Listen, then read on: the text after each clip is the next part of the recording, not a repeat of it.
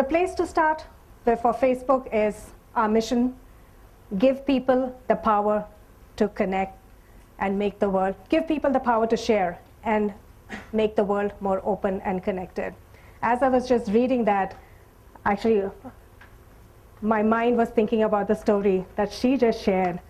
Do you mind sharing the story? Go ahead. Why don't you share the story? You want to be here? I've got a loud voice. Okay. I'm just recovering from burns, which from a medical point of view, I've just recovered. That's 2 years ago. And that's been 7 months of isolation. I'm not allowed to wear clothes, so they'll put me in a mosquito net.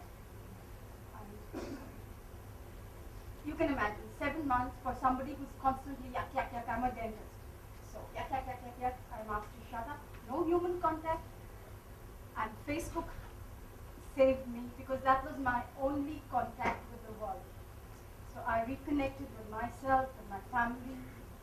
And once I started coming out and started going back into, I've not yet gone back to clinic, but my workspace. I do a lot of counseling.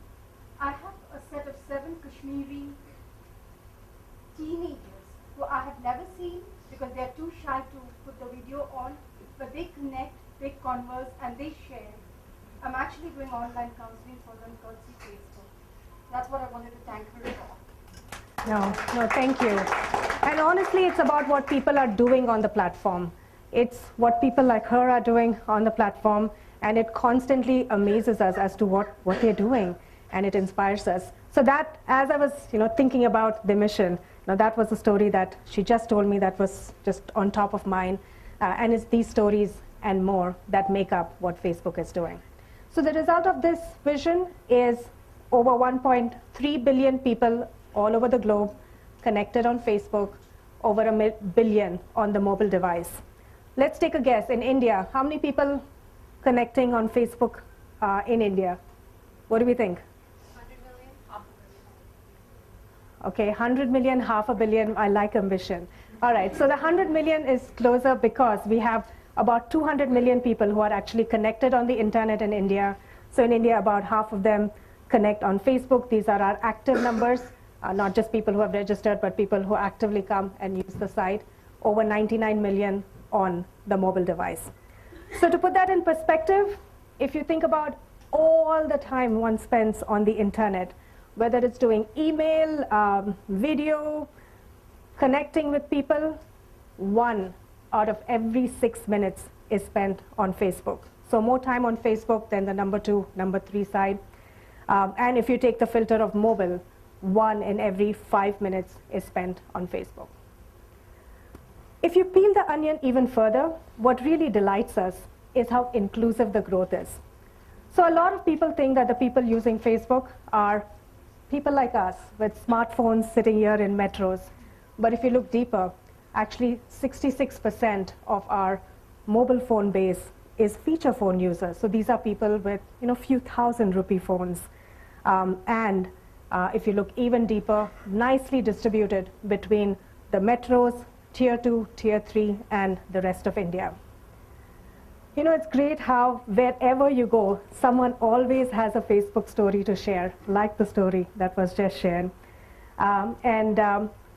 One of my favorite stories was actually from Pallavi Gupta, who's the founder of the Mast Kalandar fast food chain from here in Bangalore. She came up to me and she said, Kirthiga, I have to tell you this. All of my cooks, they don't know how to read, they don't know how to write, but they know how to use their phone and they know how to use Facebook. I was really puzzled. I said, what are they doing if they can't read and they can't write? So she sent me their profiles, and it was fascinating to see lots of pictures being shared, so pictures of their babies, pictures of their family, but also a lot of brand connections, things that they were liking, interaction with e-commerce site, and it was just fascinating. She texted me about a month ago and she said, guess what, we're releasing a corporate intranet for our cooks, and it takes the form of a Facebook page. Because that's where they're spending their time, and that's where we're going to create our corporate intranet to share all of the corporate information. So again, it's astounding how people are using the platform, and I have one video to showcase further the power of these connections. Just going to play the video. I think it's me.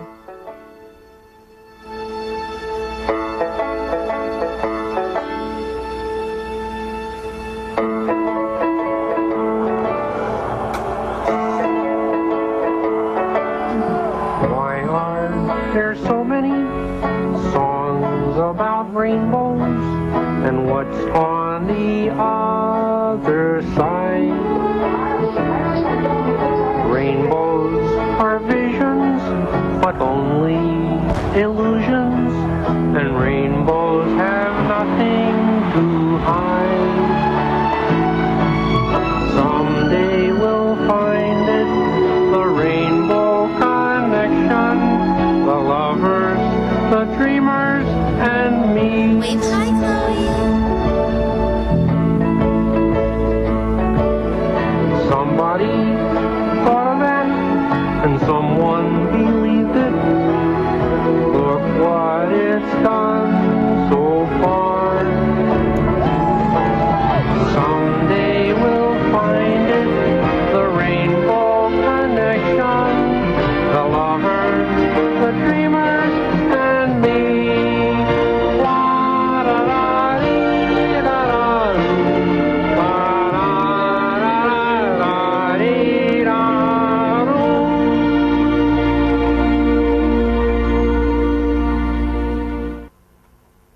All right. All right, let's hear it for all the connections being made. So as we think about all of those connections, some business themes, some business trends for all of us to be aware of. And these business streams most directly apply to people in the B2C space, in the online space. Let me just get a quick show of hands, actually. B2C. How many of you are in the business to consumer? Okay, about a third. B2B, where you're selling to other businesses and your business is about, okay, that's about a third, and the remaining are in both categories, yeah, undecided. Great.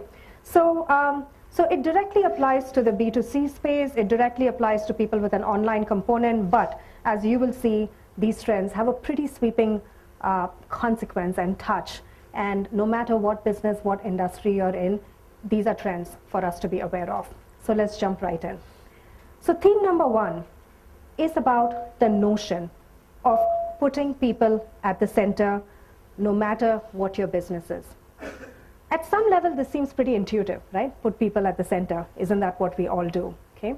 But what I want to highlight is that there is a technology change happening on the internet that takes it to a completely different realm.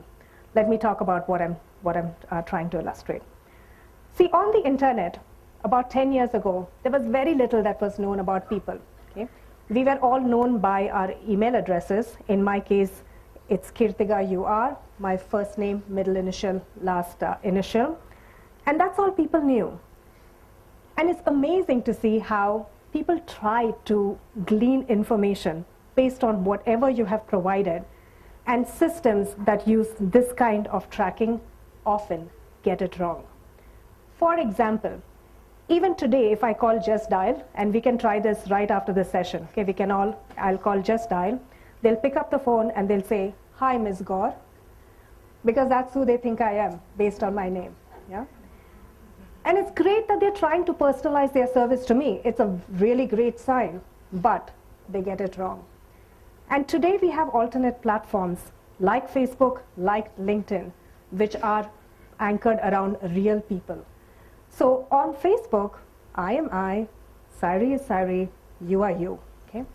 We are sharing so much information about ourselves. We are talking about our friends, our family, the restaurant we like to go to, the movies that we like to see, which car we want to buy.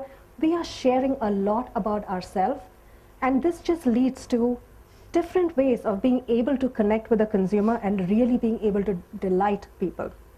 I'll give you one example from within Facebook. Photo, okay? When we started Facebook, How many of you have been users of Facebook since, let's say, 2005? Oh, wow. 2004, 3, okay. Still a few hands. Okay, so the people who have been with us for a really long time know that when we first started, we were a pretty static page, yeah? And we thought that the photo that one would upload, people would change it maybe on their birthdays, on their anniversaries, special occasions. What we found was that people were changing it many times a day, okay? Yeah, we all resonate, yeah, all the people who do that even today, yeah? And so we said, okay, people are clearly telling us that that's a way that they want to express themselves through the day, and so we decided we're going to create a photo sharing application. When we released our photo sharing application, there were a lot of other photo sharing sites on the web by then, and there were many things that we didn't do that they did. We didn't have editing, we didn't have red eye correction, we didn't have printing, lots of things. But there was one thing we had that others didn't have. Tagging, yeah? And what did that do? That put people at the center, okay? We love seeing pictures of ourselves, our friends, so it just becomes personalized. It's no longer just a collection of pictures, but it's a very personal experience for each person, yeah? And that single feature, despite everything else that we didn't have, that single capability was what led us to becoming the largest photo sharing site on the web in 8 months, okay? So really think about, as you're crafting your story, one, what is that differentiator? And think about how you can put people on the center, because this phenomena is changing things. It's changing industries. It's changing how news is being done, how music, gaming, e-commerce, how institutions are reaching out. It is changing things. And I'm not going to go into each one of these, but let's talk about news, yeah? 57% of people on Facebook told us that they first hear about new events, breaking news, books, movies on Facebook, not through print, television, radio, but through their friends. And their friends is who they're finding this information from, not traditional media. Let's take gaming, yeah? Farmville users, anyone Farmville? Oh, Candy Crush, a lot of new games, yeah, Candy Crush, yeah. You know, so at that time, the trend was heavier graphics, high performance computing, and there comes Farmville. Very simple animation, but what did it do? It again put that people interaction where you could ask your friend to take care of your strawberries while you were away, yeah? And that's what it did. And look at them, few years later, several billion-dollar company, by that notion of seeing how you can center around people. The last example I'll give you on institutions. 66% of government institutions say they use at least one form of social media to reach out to people. There was a strategy firm, brand strategy firm, iEffort, who rated the Delhi Traffic Police as one of the most popular brands in India, okay? Now, a traffic police is usually not a most popular brand. So when they start appearing in this list, you really have to sit up and know that something very different is happening. And they did that because of the great outreach they did using the platform where, you know, they started with traffic information. I think they started during the Commonwealth Games. They found that people were uploading pictures of violation. They very quickly responded to integrate their challan system so that they could have a closed loop mechanism. Someone reports, they take action, and there you go. Just the notion of putting people in the center. So industries are changing, functions are changing. How research is being done, product development, customer service, hiring, marketing, supply chain, the list goes on. I just have one example. Any of you have heard of the company Threadless from the US? Anyone? A couple. Yeah, so this is a company that has people send in their designs for t-shirts, has people vote for what are the most popular designs, and then they will go ahead and they'll produce it and they'll manufacture it. Yeah? So completely changing how designs are sourced and how is it that leads to supply chain. And you can see this outreach to people in several different functions from the big companies. Starbucks, for example, reaches out to their community to say which brand of coffee should be my flavor of the week next week. Okay? So they get the community to tell them that. 1-800-Flowers, they released 10 different bouquets, and they had people say which is the one that you would most send to your mom. And they use that information to drive their supply chain strategy. And it turns out that of the top 5 that people had chosen, the top 3 were their bestsellers. And they got that information instead of having to sit down and figure out and use their heuristics about what would sell.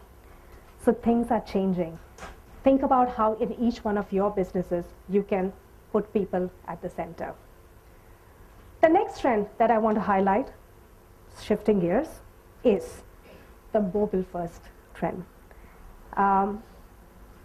We recently did a consumer deep dive, and it talks about how people would feel this was a 13 to 24 age group, but I'm sure it transcends those age groups, where a majority said that they would feel lost if they didn't have access to the internet, if they didn't have access to social media. And there was an actual term called FOBO, which is fear of being offline.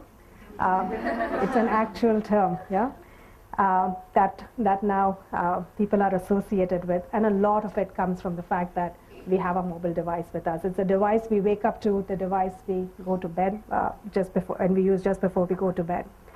Mary Meeker, an internet guru from Kleiner Perkins, she talks about how there was a time when we used to go to concerts and we used to dance and sing. Now we go to concerts and we click, share, and tweet.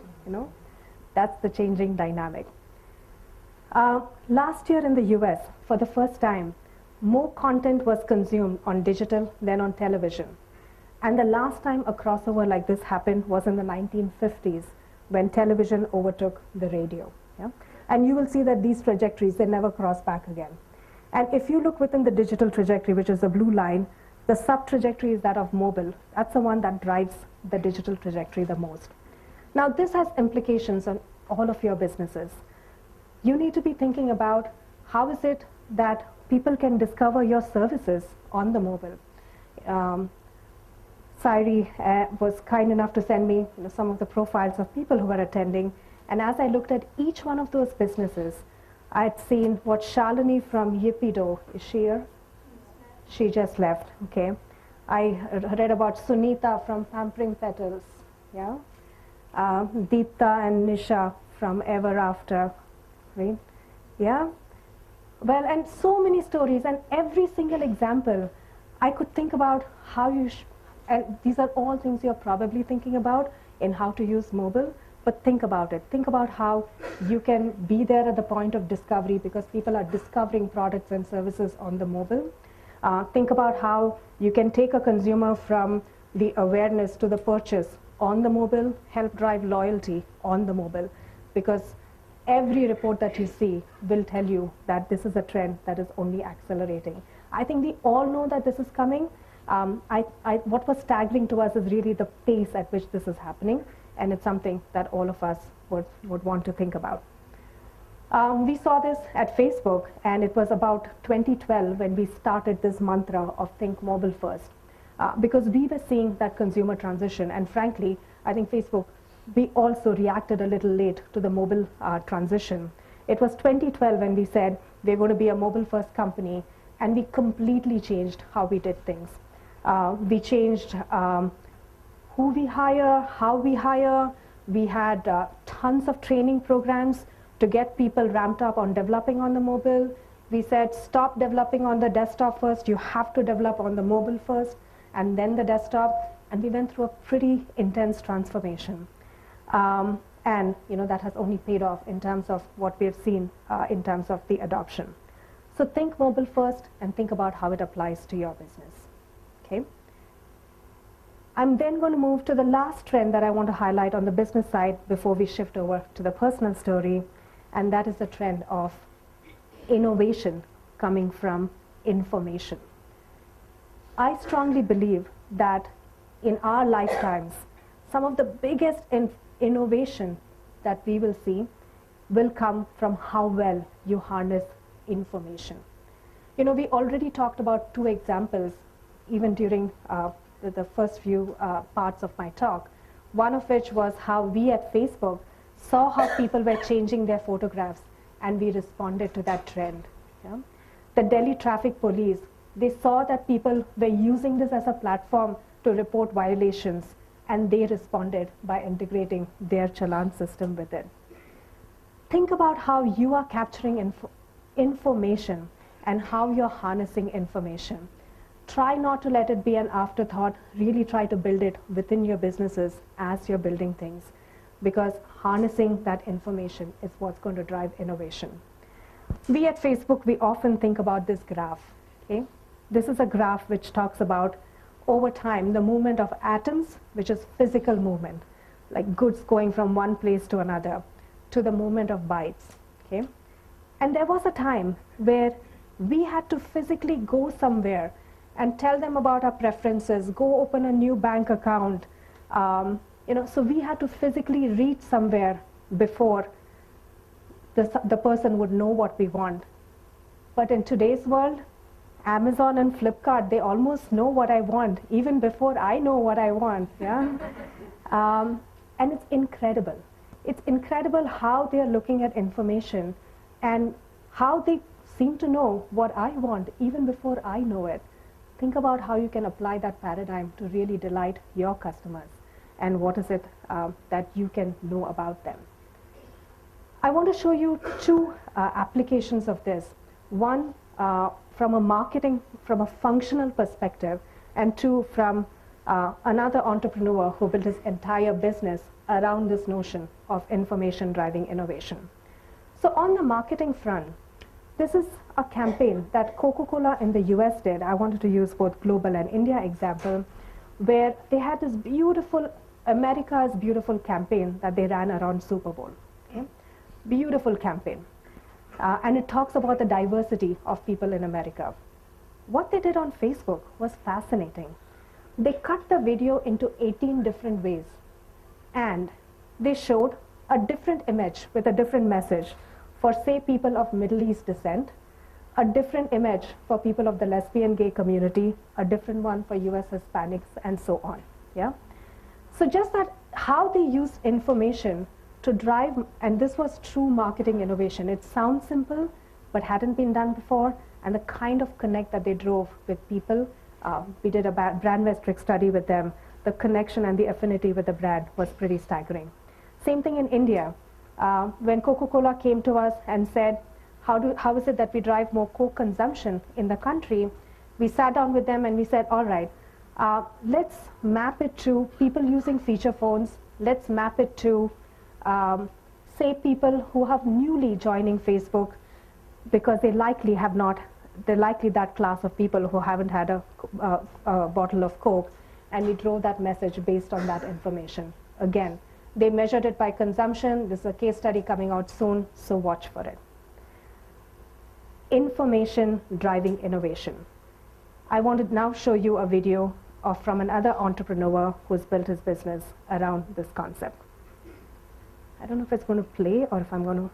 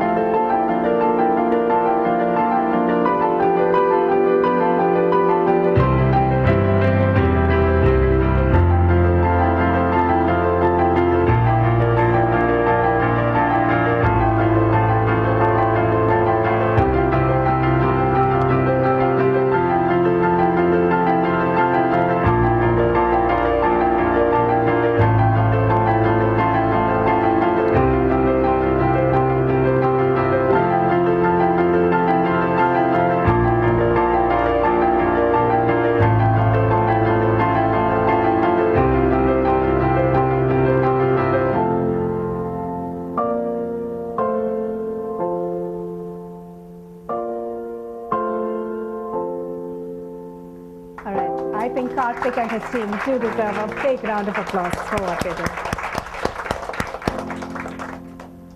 So team, think about putting people at the center. Think about the mobile transition and think about how you harness information to drive innovation. We at Facebook, we believe that we are 1% done. These are posters that are hung in Facebook offices all across the globe. We still believe we have 99% of the impact that we can make in front of us, and I could not be more excited about what the future has to bring. So those are some thoughts on the business side. And with that, I'm going to transition and have you swap from the mode of thinking about cues that you can apply to your business to now thinking about you, the business leader, the person in charge of the organization with all these big dreams, all these big ambitions. And let me talk about just my personal journey and some takeaways from that side of my journey. Yeah? And as we do that, I want to start with another phrase that's on Facebook offices all across the globe, which is this question. How many of you have read Lean In? Yeah, by Sheryl Sandberg, who's the CEO of Facebook. She talks about this. This is a phrase that we have in Facebook offices across the globe. What would you do if you weren't afraid?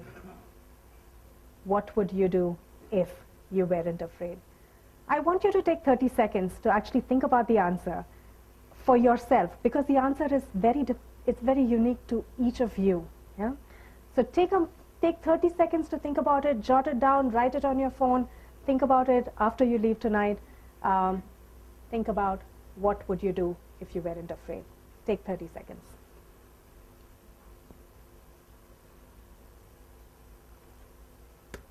Ask people this question, the answers vary. Okay?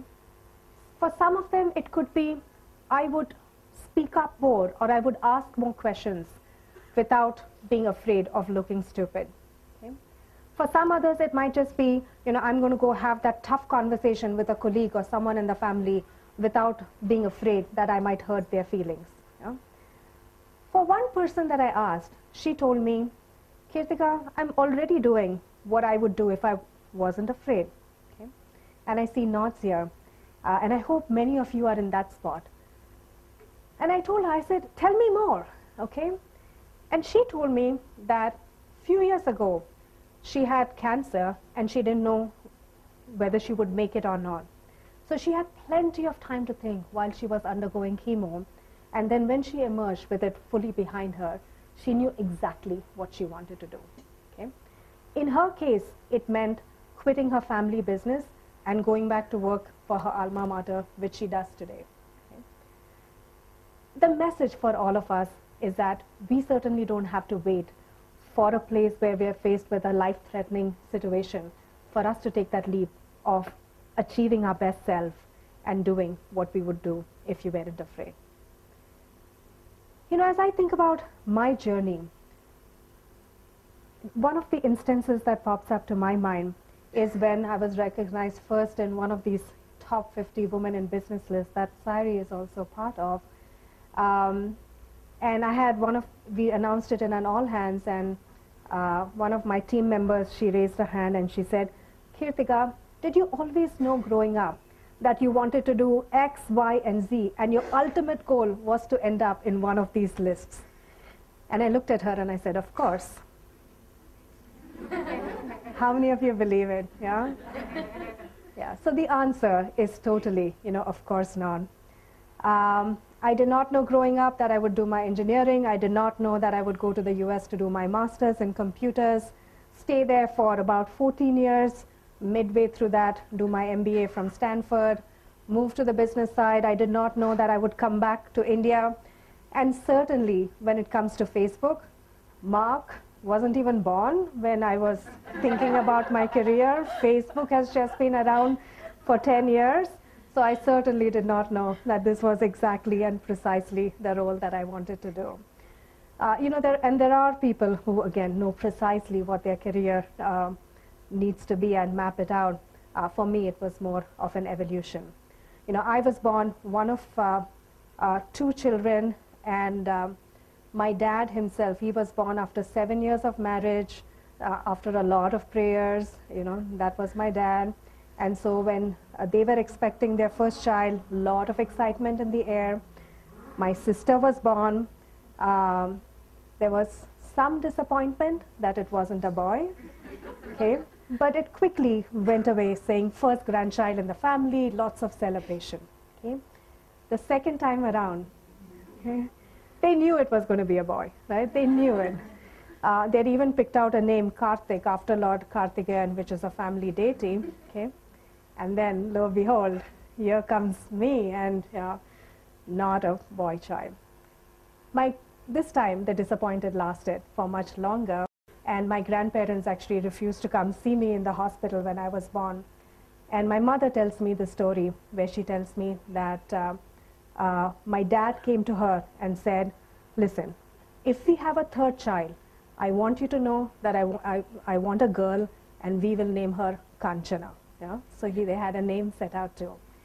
And therein started my journey of having amazing men and women who were looking out for me, strongly supporting me and investing in me in my journey.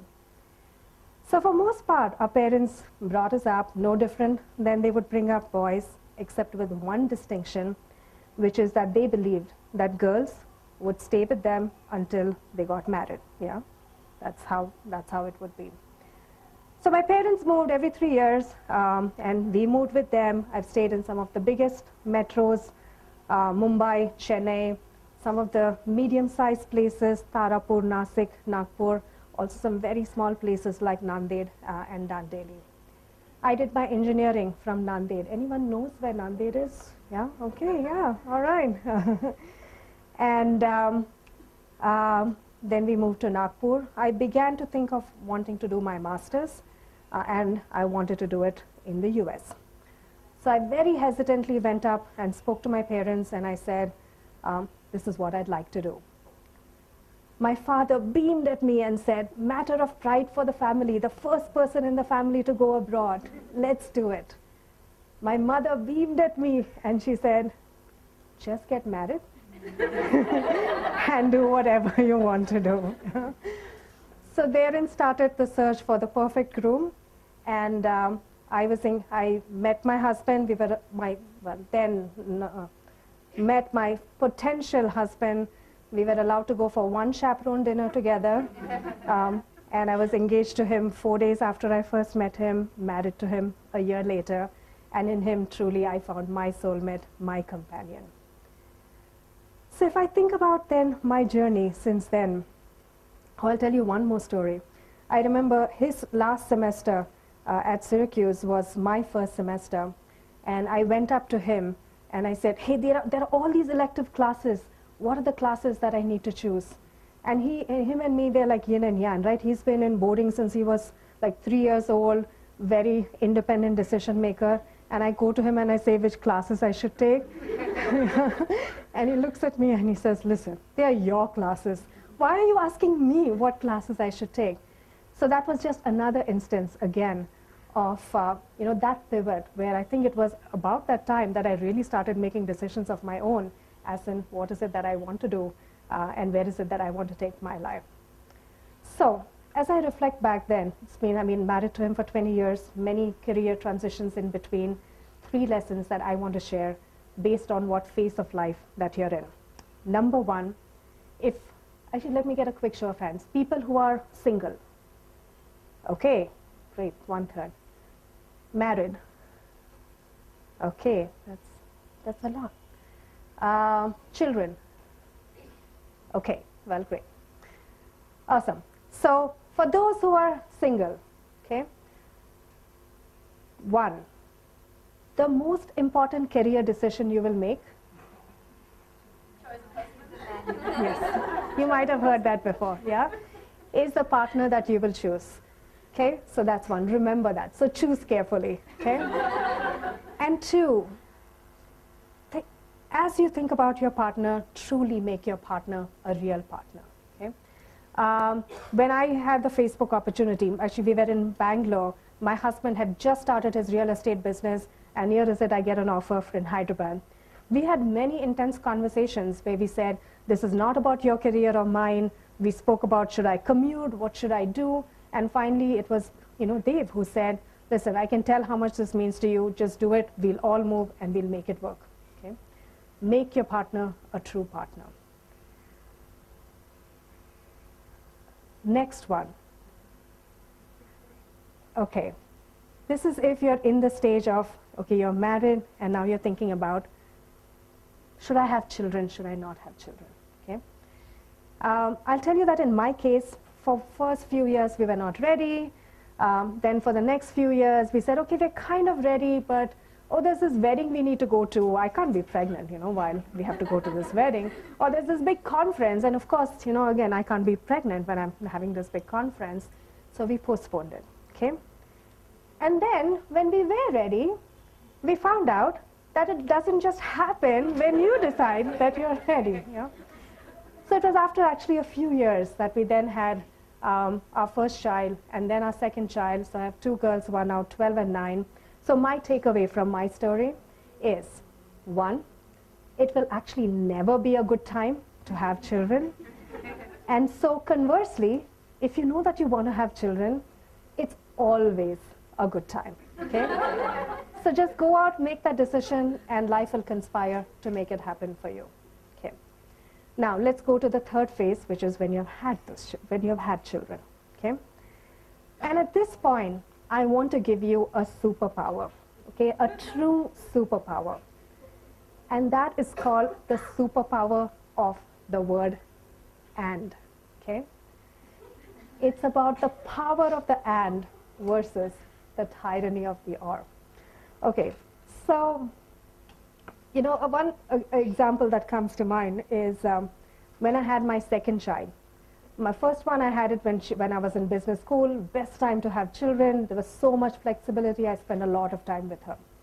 For the second child, I was back at work. California had a 6-week maternity policy. 6 weeks, okay? So in 6 weeks, I was back at work. Of course, I had my parents, I had a nanny, but still, 6 weeks, I was back at work, okay? And my work required me to travel. Now, for Ashna, I had nursed her for the full first year. So for Arya, I equivalently wanted to make sure that I did that. But I needed to travel. I looked at all these options, people who actually had, you could transfer FedEx milk across, and there was all kinds of services. They really are. Okay, there's a business around this. And to me, I didn't find any one of them appealing, okay? And I remember thinking to myself, is this a time where I have to make a choice? Is this a time that people talk about where I have to either choose my professional goals or my personal goals? And then it dawned on me that I don't, okay? So what I did was I actually traveled with Arya for the first year, okay? And it was incredible how every place that I went to, something or the other came together.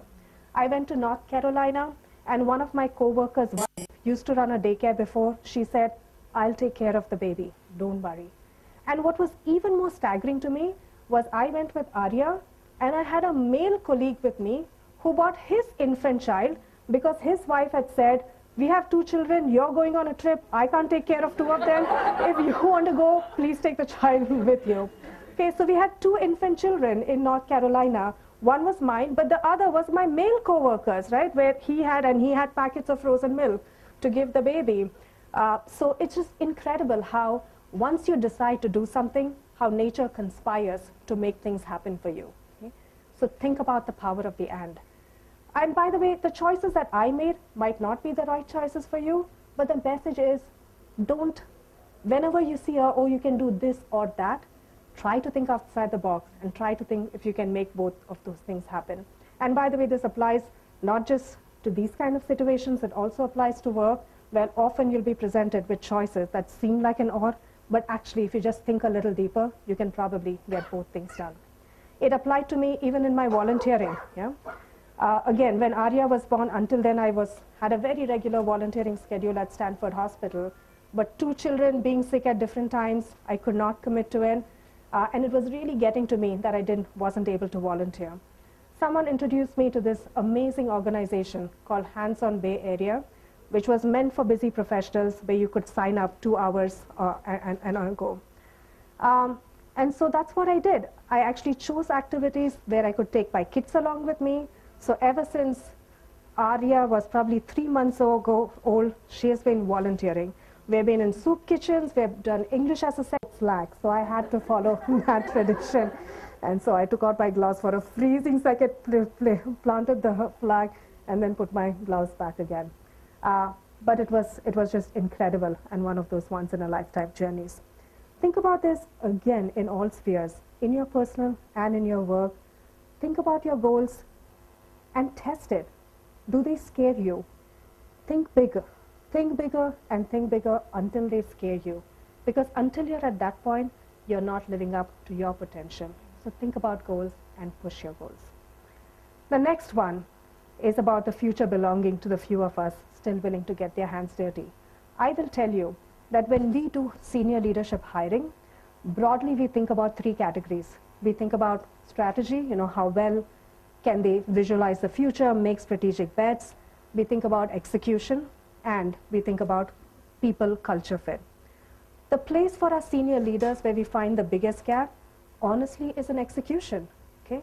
We find people who know the industry, can think strategically, who are invested in people, the right culture, but if they don't have an army of few hundred people, they just don't know how to operate. Yeah? So really, always be plugged in at the grassroots level. I remember my early conversation with Sheryl Sandberg, who's the COO, and I said, Sheryl, just started, I said, I want to be a mover and shaker here at Facebook. What's your advice for me? She said, Kirthiga, listen, you have never run an operations organization before, and that's what you're going to run. That was my charter when I first started. She said, make sure you understand the nitty-gritty of that, okay? Because unless you understand what people are doing in the front lines, you will not have the data that you need to step back and to drive strategy at a 20,000-foot level. Something that all of us should take at heart. Never get unplugged from the reality of what's going on. Okay, last one. Be aware of gender differences. And know that it comes early, okay? My daughter, when she was 3 years old, she said she wanted a Spider-Man birthday, okay? So I called up the party planner. The planner said, fantastic. And they said, oh, is it a boy? I said, no, it's a girl, okay? She was 4 years old. She wanted a SpongeBob birthday. Yeah, I called them up and they said, great, is it a boy? I said, no, it's a girl. Okay, now when she was 5, now this is year 3, right? They should have gotten the message by now, okay? She wanted a Batman birthday. But this time something really interesting happened. Arya, who was 5, she came to me and she said, Mom, are people going to laugh at me if I have a Batman cake? Should I also have a Barbie cake, just in case? Okay.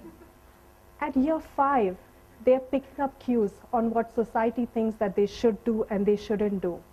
Imagine how ingrained that is when it comes to the time that we start to work, okay? So for all of us parents, think about this. If girls want to play with cars, if boys want to play with dolls, let them all live their best life. Yeah? Yeah? Yeah. And there's a ton of research that's going to help each one of us navigate this world. Quick poll, what are other gender differences that you have heard of personally and things that you are aware of? Gender differences. Go for it. Girls? Girls have no analytical powers. There's not too much to do with the gender differences, but you go shop for a boy, you'll not find a pink shirt. If you go shop for a boy, you won't find a pink shirt. As a female entrepreneur, I'm constantly asked, how serious are you about this business? What do you think? Of course I'm serious about it. Yeah. Okay, that's what my husband would agree with, but that's okay. But yeah. It's quite true also. About no driving skills? There is a science to prove it. And there is a science to prove why, because women can do too many things at a time. So while they're driving, they're thinking of 10 things, while men can be only unidirectional. That's my point in fact. Yeah. The other way, driving involves multitasking. All right. If she's chatty and smiling, then she's a dumb blonde. Chatty and smiling dumb blonde. Yes. In a job interview, I was once asked if I was single, and the rationale offered was, if I got married, I wouldn't hang out at the office too much. Okay, stay late and get work done. As a blogger and a mommy, I'm constantly asked why I'm not blogging about mommy things and child care and duty. Yeah. Deep, And you don't find males blogging about the same topic as well. yeah, yeah. You have short hair. You must have more testosterone. Fascinating. Yes. Assertive, you're arrogant. You're assertive, you're arrogant. Last year, I completed my PhD. I had a baby and I had a startup. Hats off. All right. My husband is currently a stay-at-home dad who's taken a break from his work. So people tell me, कुछ तो गड़बड़ है शादी में." Oh my God. Women don't follow politics. Women don't follow I politics. just commend something somebody actually told me. Now we have to learn from a woman about geopolitics. Oh, yeah. I'm into technology, and whenever I went to take an interview for a senior position, I was asked, "Are you an HR person?" Oh, Yeah, yeah. I've had that I did happen. my automobile engineering, and we were 75 men and just 2 women, and the other woman was also pretty much like men only. So I mean, the question was, did you not get any other stream? Why auto? Yeah. Yeah, so I think we can go on, but as you know, that there are stereotypes, there are biases, okay?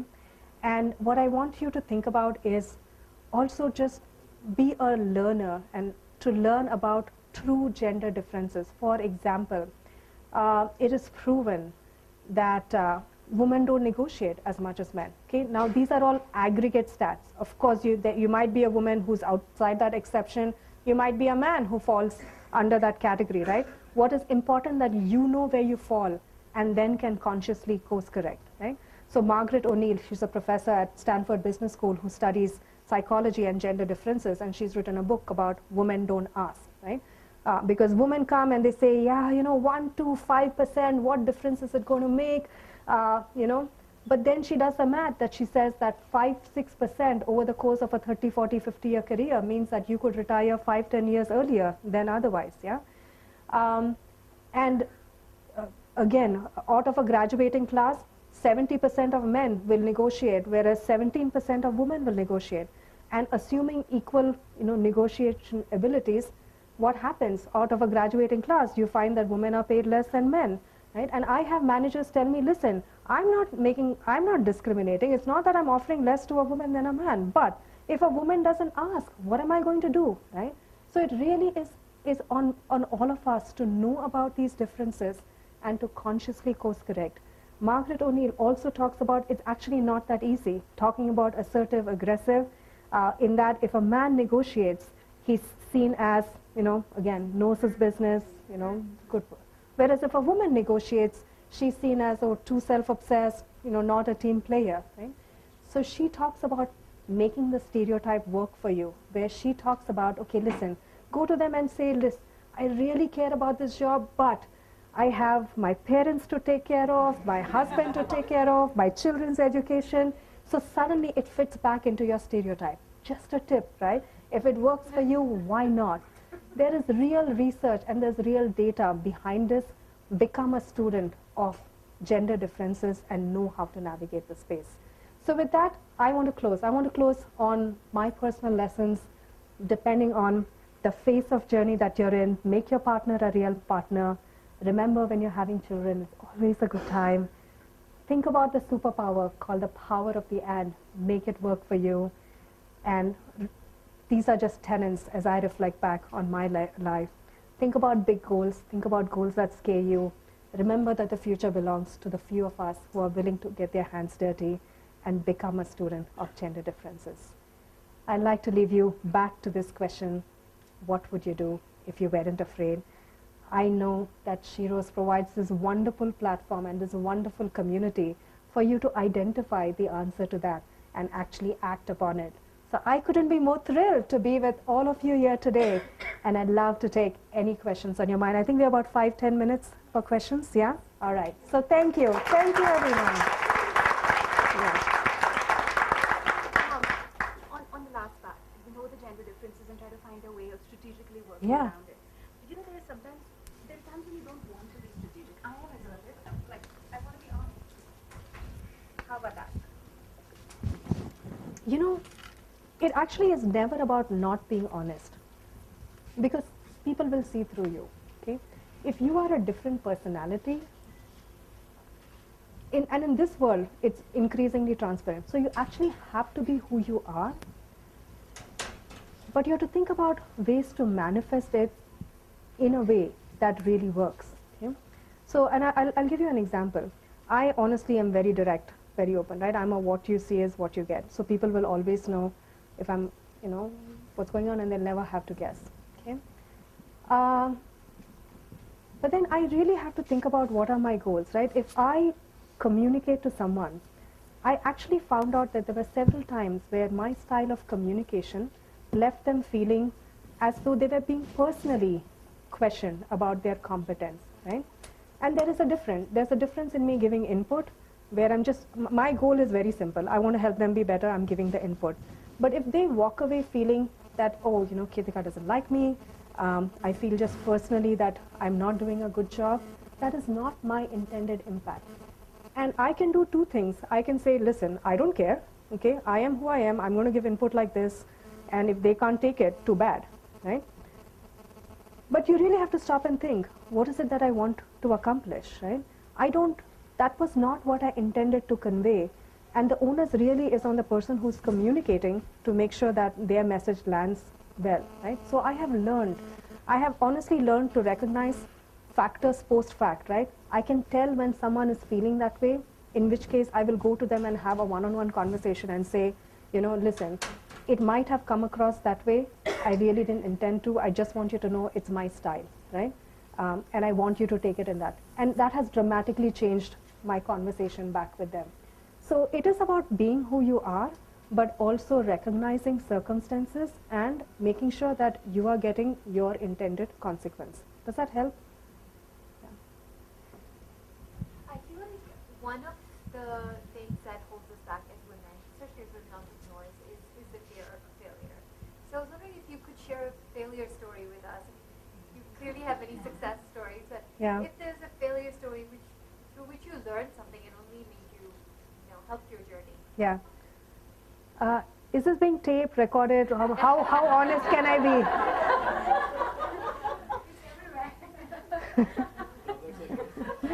Okay. Nobody share this on Facebook then. No, it's again how personal. I mean, many failure stories, right? And I'll talk about one just on the personal side. Right? When I talked about making your partner a real partner, right? I think there were times where I did not take the time to really walk him through my decision, right? When I graduated from Stanford, okay, one would imagine, before that I was a director of engineering, and I took on a role at Good Technology to be a senior product manager, okay? One imagines that after graduating from one of the best, arguably one of the best business schools in the world, one gets a title raise, one gets a comp increase, etc. But I was going to a startup. I went from being a director to a senior product manager, and because startups are flat, right? You know this, right? Startups are flat, non-hierarchical, and I took a compensation cut because the money is in the equity, not in the base salary, right? And I think I did not spend enough time explaining why I wanted to do this and why I was so excited about the opportunity. And over those 4 years, my husband, at the end of it, the company was bought out, so it was a $500 million exit for the company, so it all worked out. But during those 4 years, my husband was still a super, super supportive husband, but I could tell that he was questioning, did we really make the right decision, the right choice? And I wished I had spent more time up front just talking about why is it that it was so important to me. I learned quickly. If there's one thing that I do learn quickly.